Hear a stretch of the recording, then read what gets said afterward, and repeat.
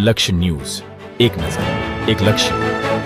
ગિયોડ અંબાજી ખાતે આત્મા પ્રોજેક્ટ કચેરી અને બાગાયત ખાતું ગાંધીનગર દ્વારા પ્રાકૃતિક કૃષિ કરતા ખેડૂતો માટે પ્રાકૃતિક કૃષિ પરિસંવાદનું આયોજન કરવામાં આવ્યું હતું, જેમાં ગાંધીનગર જિલ્લા પંચાયતના પ્રમુખ શ્રીમતી શિલ્પાબેન પટેલ, નાયબ બાગાયત નિયામક શ્રી પંડ્યા મેડમ, આત્મા કચેરીના પ્રોજેક્ટ ડાયરેક્ટર શ્રી પરાગભાઈ સાહેબ તથા કૃષિ વિજ્ઞાન કેન્દ્ર રાઘેજાના કેન્દ્ર નિયામક વીકે ગર્ગ સાહેબ હાજર રહ્યા હતા.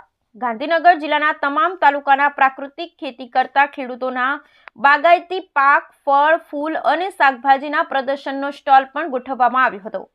સાથોસાથ ખેડૂતોએ ઉત્પાદિત કરેલ ફળ, ફૂલ, શાકભાજીના પાકોની હરીફાઈ પણ ગોઠવવામાં આવી હતી. પ્રાકૃતિક ખેતીના પ્રગતિશીલ ખેડૂત નરેન્દ્ર મંદિર સિહોલી મોટી પ્રાકૃતિક ખેતી વિશે સમજણ આપી તથા અન્ય ખેડૂતોએ પોતાના અનુભવો વર્ણવી અન્ય ખેડૂતો પાક ઉત્પાદન તરફ આ રીતે વળે તે માટે પ્રોત્સાહિત કર્યા.